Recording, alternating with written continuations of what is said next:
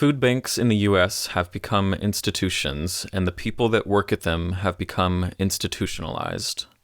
Since at least 1980, as our social services and public institutions have been inexorably whittled away, privatized for profit, and defunded, as workers' wages and labor protections have been systematically gutted, and as entire communities have been blighted by deindustrialization with no social safety net to fall back on, food banks have continued to expand their operations and funding to meet the needs of an increasingly precarious populace.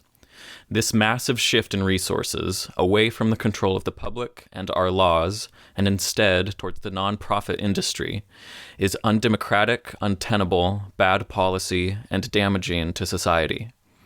It is tempting to view food banks as some of the most laudable and altruistic nonprofit organizations, if not, at least, the most benign and unoffending, who could take issue with giving free food to people who need it. But this simple mission, free food with no questions asked, when unattended by a broader critique of the ills that necessitate a food bank's existence in the first place, comes with a steep price. It comes at the price of our vision, the ability to see and recognize the realities of food insecurity and how it is connected with our entire food system.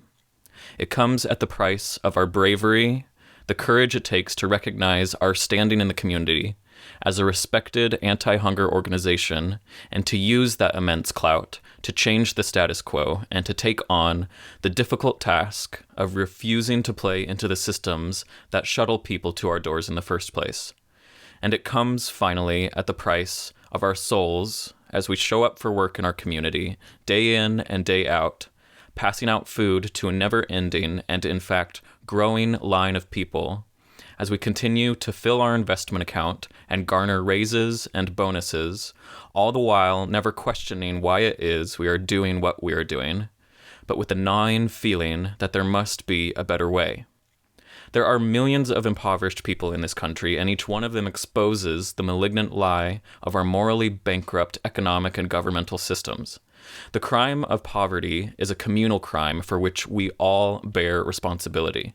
Every day, hour after hour, we bear the colossal failure of being the richest nation in the world, which yet refuses to provide for its people as we languish under the grip of a deeply inequitable system that identifies what ought to be public goods, healthcare, education, housing, employment in meaningful work, food, mailing, and banking services, as mere glittering potentials for privatization and profit at the expense of our collective health, well-being, and human solidarity. Amongst these injustices, we put our faith in the misguided belief in charity and philanthropy, which are, at best, benign ways for disempowered individuals to feel good about themselves, and at worst, are ways for the rich and powerful to launder their dirty money, rather than putting our faith in a system of real collective justice. If we, as food bank workers, are beholden to private donations, grants, and scant government funding for our nonprofits, then we are utterly reliant on the whims of a donor base that is not guaranteed to be there for us, nor is mandated by any democratic body of law. And if our very same nonprofit organizations that are reliant upon this private funding remain completely devoid of explicit language that identifies the underlying systems that cause food insecurity in the first place, out of fear of alienating their donor base, then we have a system that is completely beyond democratic control due to its private structure, is utterly reliant upon the status quo out of fear of losing revenue streams, and is therefore unable to effect any meaningful change in the community that could actually reduce food insecurity. And the more I work in this field, the more that outcome seems to be exactly the point of the entire endeavor. I hope that food banks would have the wherewithal to understand that their success must not be measured by how many people they serve or how much money they can raise. If your primary concern is to continue finding revenue streams for your organization and finding more abject people to place in fundraising campaigns to appeal to the pathos of your donors, then the cycle will never end. Indeed, your organization will depend on it. It will depend on everlasting hunger to perpetuate its business model.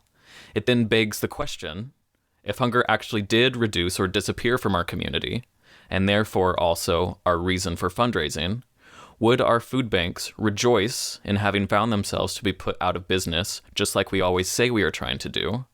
Or would we find that that maxim was a shallow platitude that merely kept us from asking ourselves, what would it really mean to work to put ourselves out of business?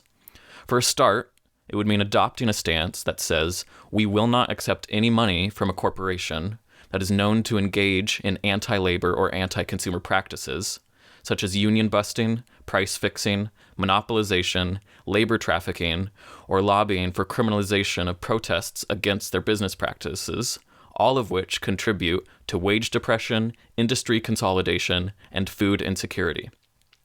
Most important for this stance of not accepting money from corporate bad actors to succeed, it must be done in accordance with other anti-hunger organizations.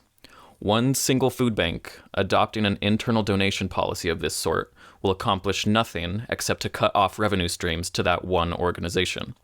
In order to have maximum impact, these policies must be organized across the entire food bank industry, and they must be adopted in tandem with robust public relations campaigns that speak directly to our communities, the people that we serve, and to the corporations that we put on our hit list in order to clearly express the reasons for such a donation policy and how it would directly affect the systems that exacerbate food insecurity. To adopt such a policy at only one organization without an accompanying PR campaign would be masturbatory. There is also a line of thinking that says that food banks should remain politically neutral in order to maintain their donor base and to avoid, quote, mission creep. This argument has many problems. Firstly, it presumes that the narrow focus of handing out food to people is itself politically neutral. This is false. The narrow circumscribing of a food bank's mission in this way is, in fact, a political stance, which says that engaging our community on a grassroots level and using explicit language to explain the root causes of food insecurity are either not worthwhile endeavors or are beyond the prim and proper functions of a respectable organization. It identifies hunger as a temporary problem that can be alleviated by throwing food at people instead of as a cancerous social, economic, and political failure where powerless people are subjugated by the powerful. It says that the solutions will come from private donations to the nonprofit sector, instead of from changes in government policy, and from mass, sustained organizing that opens up democracy and places localized control in the hands of the people. What one person may describe pejoratively as political language, I would simply describe as clear and explicit language, which serves to enlighten us to the realities of food insecurity, not to obfuscate those realities. One person's politically neutral stance is another person's poverty. Secondly, this argument that food banks ought to remain politically neutral presumes that engaging your community and donor base with more explicit language designed to spur them to action, not simply to tug on their heartstrings and make them open their wallets, will necessarily cause you to lose money precipitously. What evidence is there for this? Engaging your donor base politically can drive them to feel far more connected and invested in a project. This is already being done successfully at Oregon Food Bank, where, since the onset of the pandemic, they have mailed flyers to their donor base detailing the root causes of hunger and have reoriented their entire development team to measure their success not by money earned, but by their levels of engagement with the community and with each other. And any development team worth their salt would be able to effectively craft and message out a PR campaign that speaks to the root causes of hunger, and then use that campaign to increase donations, not cause them to dry up. Imagine if our relationship with donors was not one of simply begging them for money, but of engaging them on a deeper political level in order to encourage action beyond simple monetary support. Thirdly, this politically neutral argument puts fundraising first and the anti-hunger cause second. It places maintaining fundraising over and above other programmatic considerations that ought to have equal footing, if not take precedent, to donation collections. It gives undue influence to donors over the structure and programming of the organization. It makes us try to divine what our donors' political stances may be, when we should instead be focusing on solidifying what our own stances are as an organization. If food bank leaders are always acting out of fear for the bottom line, then we have ceased to be an anti-hunger organization if we ever were one in anything but name only. This persistent fear keeps us from instituting changes that would transform the ways we combat food insecurity. Fundraising efforts must not be at odds with the mission of anti-hunger, and to ensure this, we must not be afraid of being explicit about what our community faces. Food banks must organize themselves, their supporters, and the people they serve into a collective group to advocate for policies that will address the root causes of hunger. Calling for more government funding for food stamps and school meals is not enough. We must organize for taxation of the wealthy, universal social services, enforcement of antitrust legislation to break up our monopolized food system, free higher education, and raising of the minimum wage. So long as food banks view their role as a narrow mission of simply passing boxes of food to people over and over again, nothing will ever change. In fact, it will only get worse, because our nonprofits will be built around a steady stream of, quote, clients, and those clients better keep coming or else we won't be getting our paychecks anymore. Imagine if every food bank refused to be complicit in the corporatized food system and engaged in an aggressive campaign that specifically called out the corporations and the government policies that contribute to food insecurity. Food banks would be a national force to reckon with, instead of what they currently are by and large, milquetoast nonprofits that keep their blinders on and keep the gears of the system running as smoothly as possible. Shortly after the onset of the pandemic, Feeding America, the largest and most prominent organization dedicated to hunger relief, accepted $100 million from Jeff Bezos, one of the richest men in the world, and prostrated themselves before his magnanimity and thanked him effusively for being so kind and generous.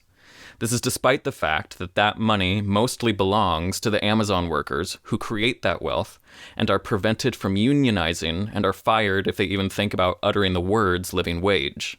This is despite the fact that vendors who sell on Amazon have upwards of 30% of their sales stolen from them and are forced to not sell on any other platform.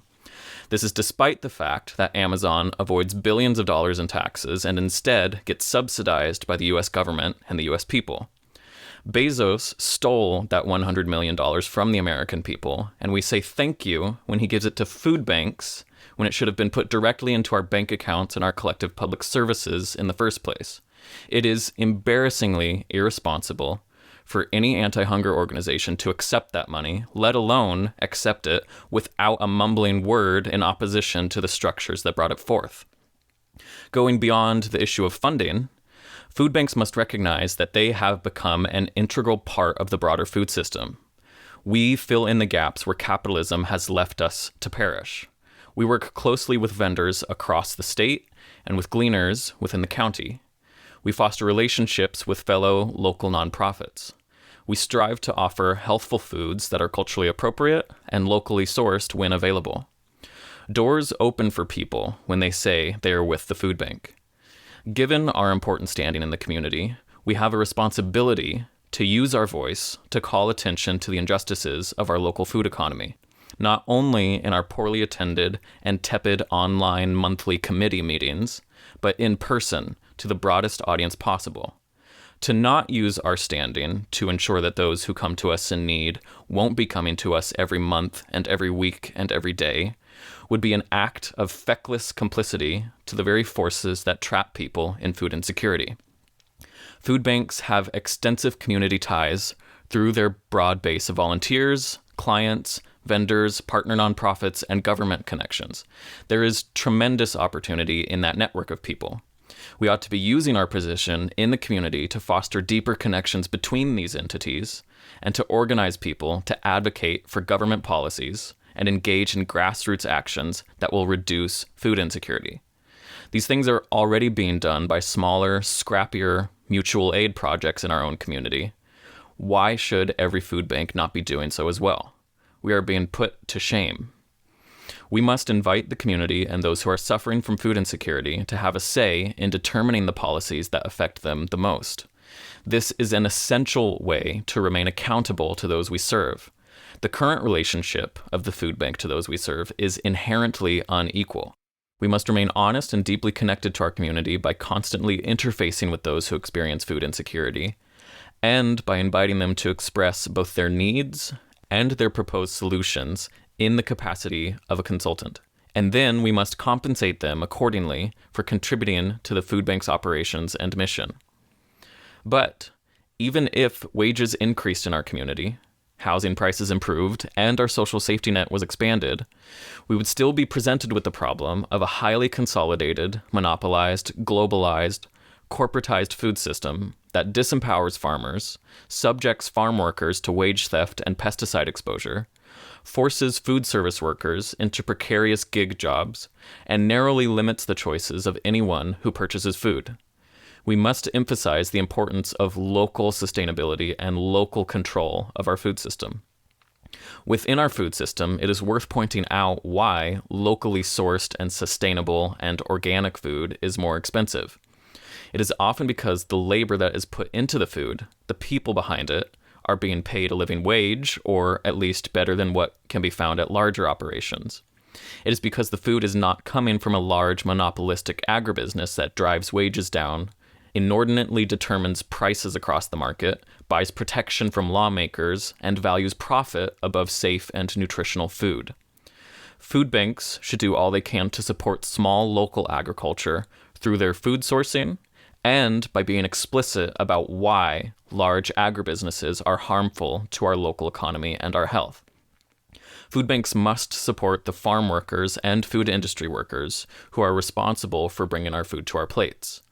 This must involve amplifying farm worker voices, as well as calling attention to local businesses that treat their workers poorly. What kind of an organization are we if we give food to farm workers that was sourced from a farm that drives down those same workers' wages and prevents them from unionizing? We should not source food or funding from bad actors, and we must call out their anti-labor practices, especially if they are local. And it is important to remove the ethical consumer talking point from discussions of supporting local sustainability. A single consumer making an ethical purchase choice that is not attended by an explicit reason for doing so, and which is not communicated to the entities that need to hear it, is utterly ineffectual. And what's more, it is a tactic that is inaccessible to the poor and working class. If housing prices are high, wages are low, and people have limited or no access to healthcare, childcare, and other basic services, then people will be shuttled into the very limited choices of mostly cheap, unhealthy, unsustainable food products. If purchasing power and personal choices are our main avenue for supporting local sustainable food systems, then poor and working class people are going to be consistently locked out of that process. Instead, we must encourage political action. We must build well-organized grassroots movements that democratically incorporate the voices of impoverished and marginalized people so that everyone has a say in creating solutions, and so that we can create a broad-based mass movement that can push back against the globalized and corporatized food system. Our current food system also contributes to the destruction of our environment through the cultivation of monocrops and through the expansive, immoral livestock industry that emits immense amounts of greenhouse gases, poisons groundwater supplies, tortures animals by treating them as unfeeling objects for profit, and breeds new viruses and antibiotic-resistant bacteria. Not only must we support hyper-localized food systems, we must also engage in explicit direct action against agribusinesses and the companies that purchase from them, such as Walmart, in order to shut down their operations from functioning. Walmart, by the way, is one of the leading funders of food banks. Given the legalized bribery of our legislators and regulators with big ag lobbying money, seeking meaningful change through electoral politics or through personal spending habits or through simply giving food to people standing in line is a dead-end game. People in power will only listen when they are made to fear for themselves in the same way that poor and working-class people fear for themselves every day, which requires mass, sustained acts of civil disobedience against the instruments of corporate control and predation. Some would argue that these actions are well beyond the scope of a food bank, but this again fails to recognize the immense opportunities we have with our relationships in the community, and the immense obstacles we face in combating hunger. Hunger is not simply a lack of food. It is every aspect of the systems that force people to choose between food and shelter. We must recognize the responsibility we have to the people we serve to not bury our heads in the sand and thus perpetuate the problems. We get to choose our own priorities. Another argument that keeps our anti-hunger organizations bogged down in distraction is one that says we need to conduct needs assessments and studies and reports and surveys of the local food system in order to determine how to best tailor our services. While there is nothing wrong with analyzing our food system in a systematic way in order to produce data and to more clearly understand our local problems, these efforts must not get in the way of immediate action, and they cannot simply be producing data for data's sake. What is the impact of yet another study if we just use the data to determine how much more food to throw at the problem? What is the impact of yet another study when every assessment identifies the same problems over and over again, going back decades? There have been plenty of previous studies and reports done on our local food system, and those reports sit on shelves or are buried in digital file folders to be forgotten, and all the while, our problems keep getting worse. The SLO County Food System Coalition produced the Paradox of Plenty report in 2012. Here's some highlights. Quote, with an economy driven by agriculture and tourism, many of the jobs in the county pay low wages.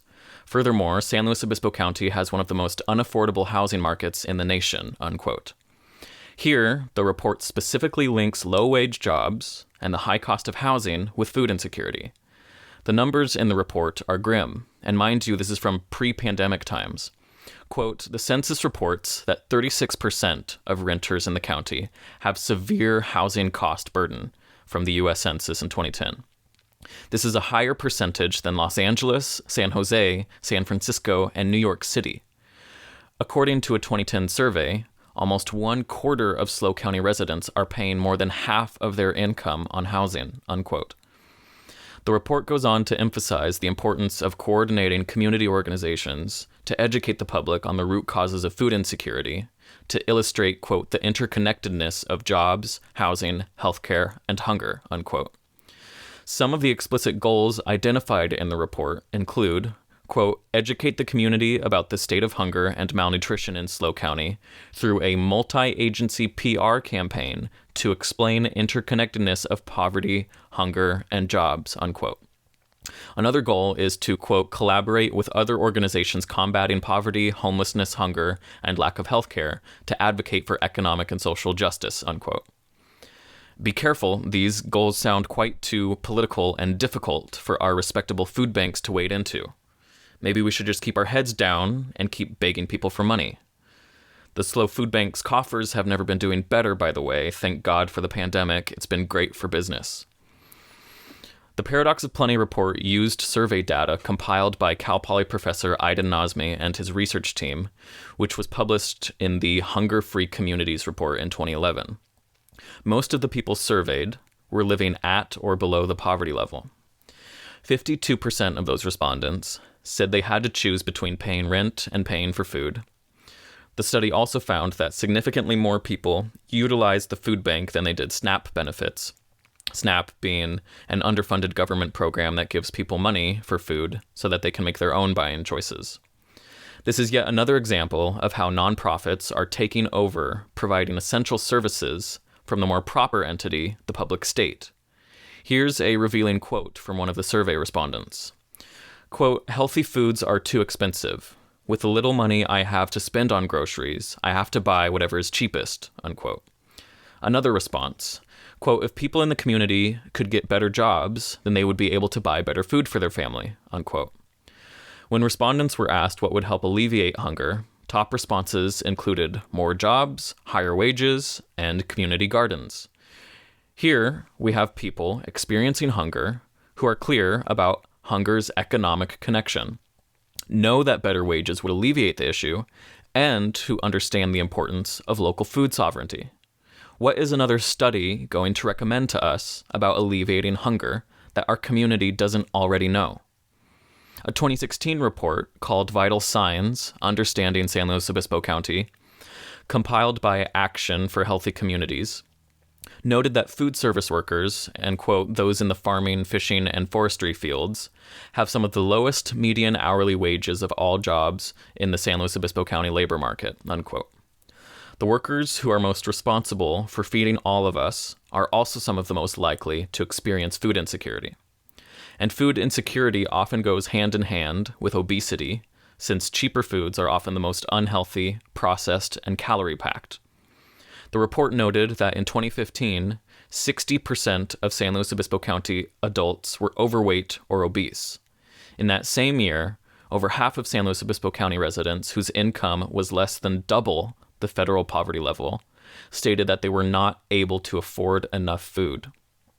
Additionally, SLO County has some of the worst enrollment for SNAP benefits among residents who would otherwise qualify for the food assistance program. The county ranks at the bottom of all California counties, the report notes, sitting at 39th place out of 40, with 60% of eligible residents not enrolled. And California as a whole ranked second to last in the nation for SNAP enrollment. This means that federal money that could otherwise be injected into the community through these benefits is being left on the table. This is yet another sign that underfunded, bureaucratic, labyrinthine public services need to be made universal and simplified. Enrollment in the SNAP program should be automatic.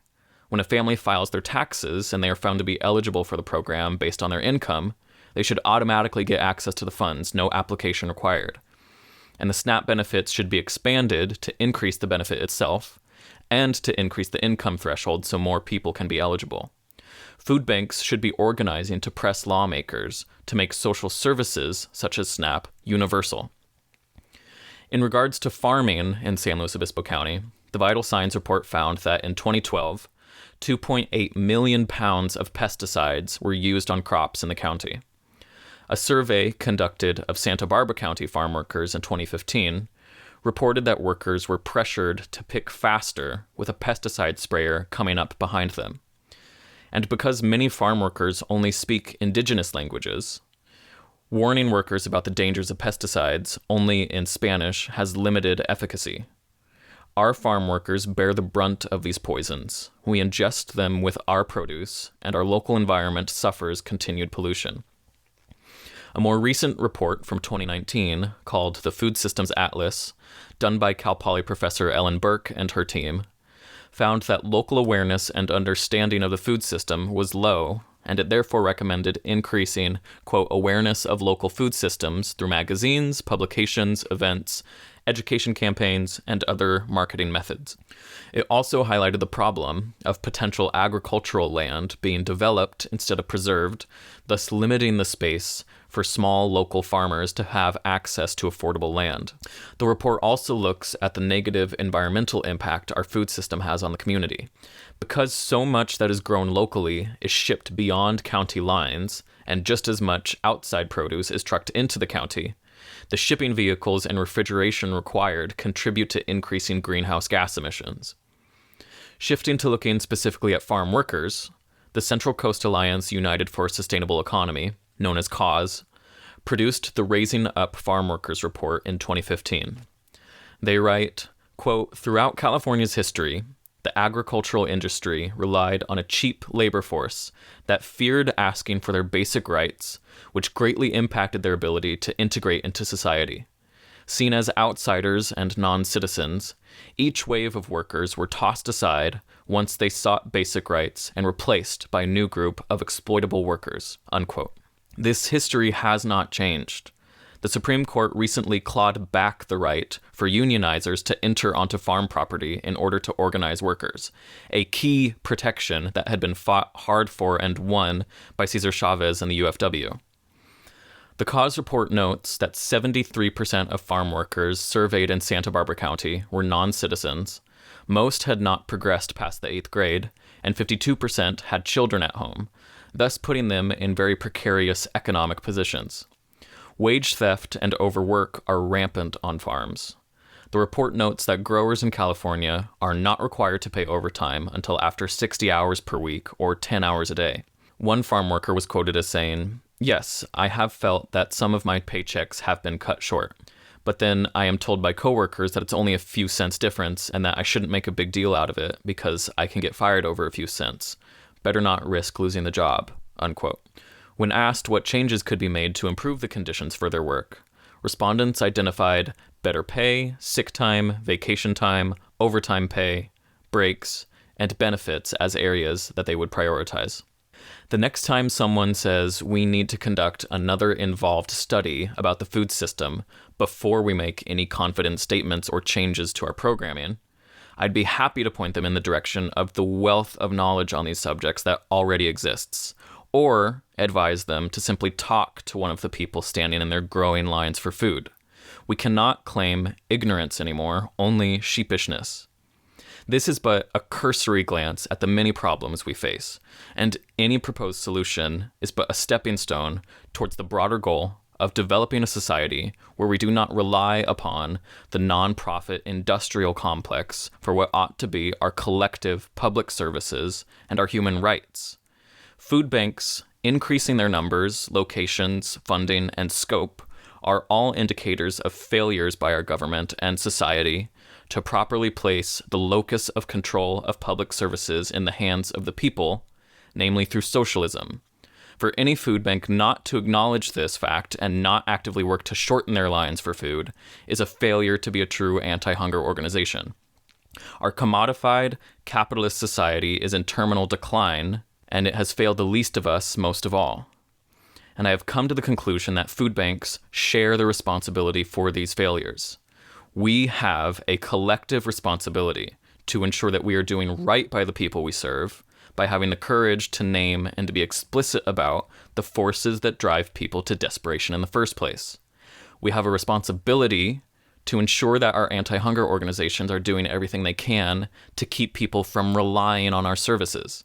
Anything less than that is a dereliction of our duty, a capitulation to the powers that be and the status quo, thus ensuring the perpetuation of the iniquities that bring people to our doors, ensuring the continued and endless expansion of food banks as an integral column propping up the bloated, shambling corpse of corporate capitalism and all of its attendant radical evils, as we all stumble blindly towards our collective immiseration. If we do not array ourselves against the institutions that force people into poverty and food insecurity, then what are we as organizations but a lame excuse for the worst offenders in our society to continue their depredations upon us? Let the people have their food banks, we say. We need not pay our workers a living wage. Let them have food banks. We need not get out of the way of labor organizing. Let them have food banks. We need not build social, not-for-profit public housing. Let them have food banks. We need not prioritize education, an inherent good for society that is worth far more than what a student's potential wage earnings will be, over the funding of militarism and Wall Street greed. Let the people have food banks. We need not cancel student debt, enforce antitrust laws to break up monopolistic agribusinesses, fund universal health care, tax corporations and the rich, punish white-collar crime, fund mental health and homeless services, and treat drug addiction as a public health issue rather than a criminal issue. Let all the people everywhere have their food banks, preferably food banks that don't ask questions. Drip feeding the masses a bare minimum of resources so that they can continue to function as little more than commodities to be mined for profit, as we all slowly starve or burn to death, whichever comes first, is the logical conclusion of unrestricted, avaricious capitalism. The situation we find ourselves in is not the result of simple neglect. It is not incompetence. It is not even policy failure. It is murder. It is murder because it is designed. It is murder by degrees, because a choice was made by the ruling class to extinguish life rather than sanctify it. It is murder, finally, because profit is considered more important than our lives and our survival. Until this reality is reckoned with by the organizations that should ostensibly concern themselves with food insecurity and its root causes, until these odious forces are named for what they are, forces of control and social death, And until anti-hunger organizations grow a backbone and stand up against this gargantuan and reckless madness that is pushing each and every one of us to the brink, our food banks will continue to be a part of the problem, not the solution.